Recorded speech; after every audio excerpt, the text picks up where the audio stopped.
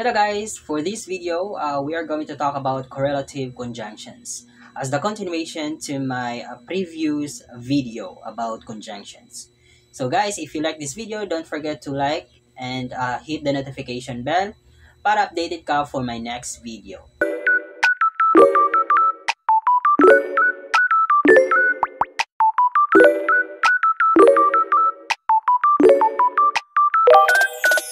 Ano nga ba ang correlative conjunctions? Correlative conjunctions are pairs of conjunctions that work together to connect equal parts of a sentence, such as words, phrases, or clauses. They help show relationships like contrast, choice, or addition. Sa madaling salita, ang correlative conjunctions ay ginagamit upang ipakita ang koneksyon sa pagitan ng dalawang bahagi ng pangungusap na may pantay na timbang o halaga. Magbibigay ako ng mga halimbawa para mas lalo nating maintindihan kung ano ang gamit nito sa mga pangungusap. Let's go to the word either at or. Ito ay ginagamit kapag may dalawang pagpipilian at isa lang ang dapat piliin. Karaniwan itong ginagamit sa pangungusap upang ipakita ang alternatibo o pagpipilian. Halimbawa, you can either study or play. Pwede kang mag-aral o maglaro. Next example, either she will cook or we will order food.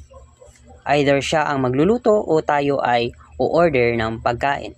Next conjunctions, neither na may kasamang nor. Ginagamit ang neither na may kasamang nor kapag gusto mong ipakita na wala sa dalawang pagpipilian ang totoo o posible. Sa madaling salita, ito ay ginagamit upang tumanggi sa parehong bagay. Halimbawa, neither Mark nor John likes basketball. Wala sa kanilang dalawa, Mark o John ang mahilig sa basketball. She likes neither coffee nor tea.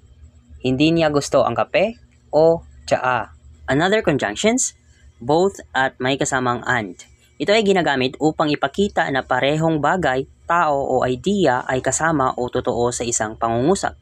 Ipinapakita nito ang pagsasama ng dalawang elemento. Halimbawa, both Anna and Maria passed the exam. Parehong pumasa sa pagsusulit sina Ana at Maria. Another example, she is both intelligent and hardworking. Siya ay parehong matalino at masipag. Let's talk about another conjunctions. Not only at but also. Ito ay ginagamit upang ipakita na dalawa o higit pang bagay ang totoo at ang pangalawang bahagi ay madalas na mas mahalaga o kapansin-pansin kaysa sa una. Halimbawa, she is not only intelligent but also hardworking. Hindi lang siya matalino kundi masipag din. Another example, Mark cannot only sing but also dance. Hindi lang marunong kumanta si Mark kundi marunong din siyang sumayaw. Another conjunctions, whether at or. Ginagamit ang whether at or upang ipakita ang dalawang posibleng pagpipilian o sitwasyon.